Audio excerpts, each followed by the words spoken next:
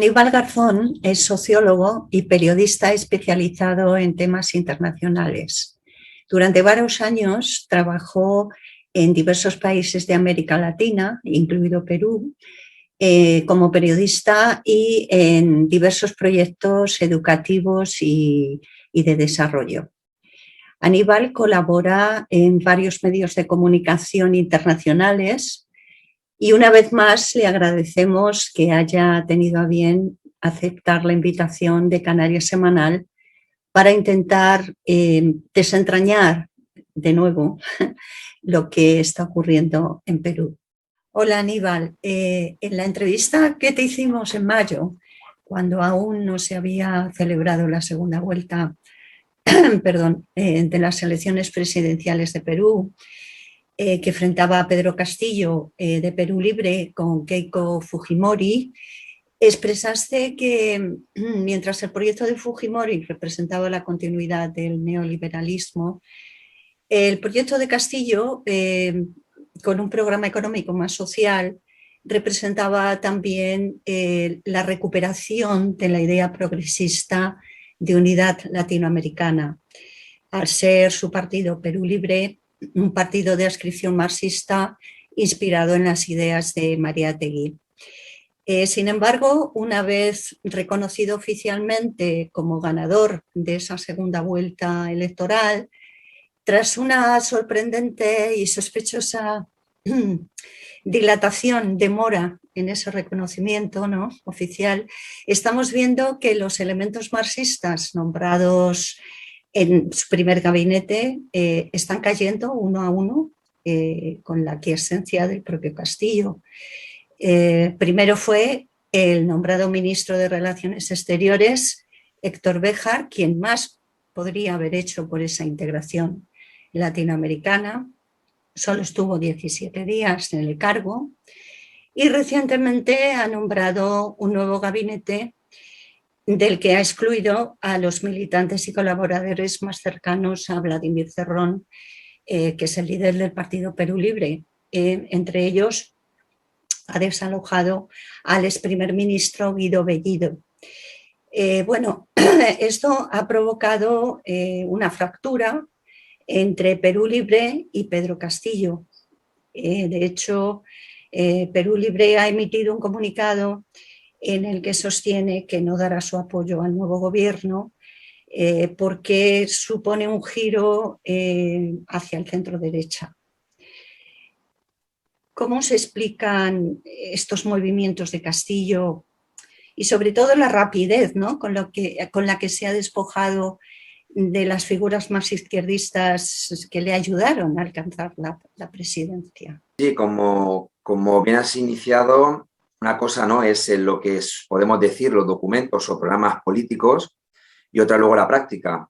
En el sentido de, es verdad que en el documento Perú Libre es el partido, ¿no?, que se presentó a las elecciones y ponía claramente en su programa pues, que es un partido marxista-leninista mariateguista, ¿no?, que llegó, además, de manera electoral, llegó al poder, cosa que no es tan fácil en un país donde se ha criminalizado cualquier movimiento de izquierdas de ser elemento del sendero luminoso. Entonces, llega en ese momento, además fue un vacío, ¿no?, mediático en todo momento donde, por ejemplo, Verónica Mendoza sí que se hablaba, ¿no?, y se hablaba incluso aquí, ¿no?, como la izquierda peruana, pero Perú Libre era algo como oculto, ¿no?, tanto a nivel internacional no se conocía nada. Finalmente gana las elecciones. Ahora bien, estar en el gobierno no es estar en el poder. No hay que olvidar que Perú tuvo un golpe de Estado en 1993 de los fujimoristas, de la oligarquía peruana, con vínculo con Estados Unidos, y en ese momento estamos viendo ahora que siguen estando lo que son esas setas, podemos decir, en las instituciones. ¿Qué es lo que está llevando a esto? Claro, hay un sector de Perú Libre, justamente de Vladimir Cerrón, uno de los fundadores, que intenta llevar a cabo lo que es un proyecto de asamblea constituyente y, sobre todo, generar lo que es un proceso acelerado dentro, ¿no?, de las posibilidades que hay institucionales, porque no estamos hablando de una revolución armada, ¿no?, de una revolución de cambio hacia el estilo cubano, sino estamos dentro de las instituciones burguesas. Y entonces lo que intenta Vladimir, en ese caso Vladimir Cerrón, es llevar a cabo una asamblea constituyente y el primer gabinete estuvo bastante enfocado a eso. Ahí entra sobre todo lo que es Héctor Béjar, ¿no?, que como bien has dicho, el canciller, la integración latinoamericana, el hecho de quitar el bloqueo a Venezuela justamente, ¿no? En lo que decimos el Grupo de Lima, ¿no? Que se fundó para bloquear a Venezuela, y justamente en Lima quitar el bloqueo hacia Venezuela. O sea que muy interesante las posiciones de Héctor Béjar, pero claro, rápidamente le atacaron los medios de comunicación como que era pues unas declaraciones que hizo antes de ser canciller, como que el Sendero Luminoso había sido una creación de Estados Unidos y la CIA para desvirtuar todo movimiento de izquierdas, y tuvo que dimitir y él se apartó. Por suerte pude conversar con él después de su dimisión, y justamente él, para no generar ningún bloqueo por los ataques que había empezado a sufrir, él se apartó en todo momento, pues ahí. Luego viene lo que es el de Guido Bellido, también, ¿no? Posibilidades que tuvimos de entrevistarle, y él nos comentaba antes, ¿no? de las elecciones, pues del Perú Libre, todo el proceso, la línea marxista-leninista, pero también lo que ha habido, y él se ha sentido, ya no ha sido un ataque mediático, sino que él ya ha empezado a vivir lo que son esas setas fujimoristas o de la derecha que también están dentro de ese gobierno infiltradas. No hay que olvidar que la lucha de clases no queda tan claro en eso de burguesía y pueblo, burguesía, proletariado, campesinado, sino que dentro muchas veces de las instituciones, y eso es algo que siempre se analizó, ¿no? Dentro de la Unión Soviética, ¿no? ¿Por qué de un día para otro pudo caer? Es porque dentro de las instituciones hay un cierto oportunismo. Y eso actualmente el conflicto que se está viviendo en Perú Libre. Perú Libre llega a la presidencia, pero el oportunismo político está dentro. He hablado con gente en Perú que lo que está viendo es eso. Y ahí viene un poco el tema del conflicto, podemos decir, entre Pedro Castillo y Vladimir Cerrón. Pedro Castillo, que viene de los movimientos de maestros, lo que crea, ¿no? Está dentro de ese partido, pero también entra un poco como líder por la situación de ataque que está sufriendo Vladimir Cerrón. No se puede presentar porque está acusado de corrupción, y entra a jugar justamente un líder de movimientos sociales, no una línea de partido. Nunca se ha declarado una persona marxista-leninista, pero entra ahí. ¿Qué ha pasado? Que el hecho de intentar acelerar la Asamblea Constituyente y ver todo el ataque de la derecha, tanto dentro como fuera, no olvidamos también lo que digo, ¿no? El oportunismo político de intentar boicotear todo el proceso en todo momento, lo que lleva allí un poco a la línea o la nueva estrategia, pues después de la dimisión de Héctor Béjar y de Guido Bellido, que ve que no puede hacer muchas cosas, como el tema de llevar a cabo un proyecto de nacionalización de gas en algunas zonas, llevar un proyecto poco a poco, pues como se llevó en Venezuela, en Bolivia, intentar llevar a cabo esos procesos de cambio, y ve que no puede hacerlo, y entonces se complica la situación. ¿Qué está pasando? Que ahora lo que estamos viviendo es un gobierno mucho más rupturista, la Asamblea Constituyente, y acelerar los procesos en relación con Venezuela, intentar llevar a cabo nacionalizaciones. Podemos decir que un proceso muy similar a lo que fue Bolivia el primer año, ¿no? De que llega Evo Morales en 2005 y nacionaliza justamente el tema del gas 6 meses después. Salía al alba 6 meses después. O sea que fue un proyecto muy similar el caso de Perú con el tema de Bolivia. Ahora,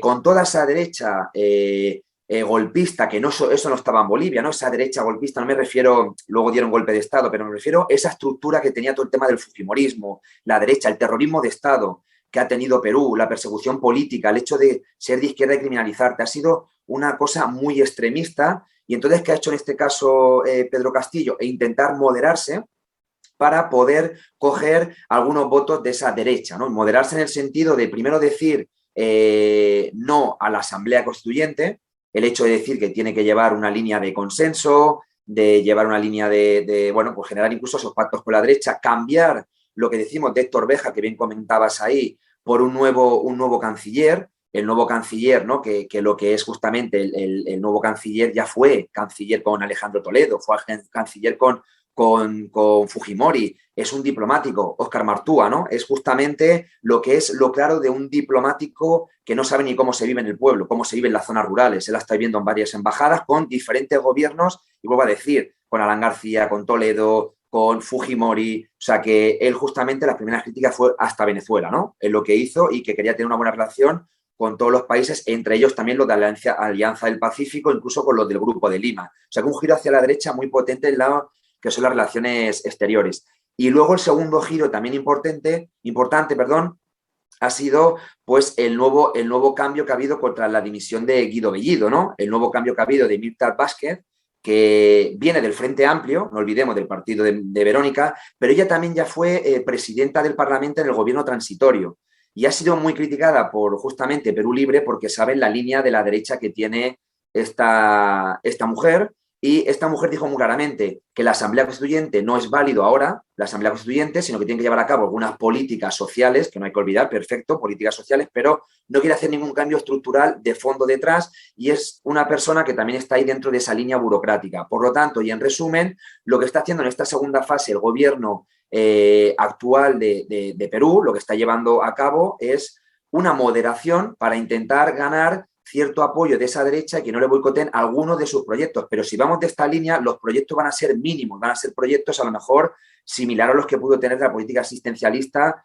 en su momento Brasil o Argentina, pero una política más rupturista con una asamblea constituyente como llevó Venezuela, como llevó Ecuador, el proceso que poco a poco está viviendo en Chile, esos procesos mucho más allá de cambio, una política soberana y sobre todo también contra el imperialismo y que los recursos mismos del pueblo peruano. Ahora mismo vemos esta línea que está llevando. Por último, también decir que esto no solamente está el conflicto dentro del gobierno, sino también un conflicto entre el gobierno, como bien comentabas, y el partido de Perú Libre, porque el partido Perú Libre, todo y hacer esa crítica, está luchando en las zonas rurales, está luchando en la calle, está cogiendo firmas para la Asamblea Constituyente. Y esto ahora mismo es la línea del conflicto que está llevando entre el gobierno y los movimientos sociales, o lo podemos decir como concepto general, el pueblo peruano.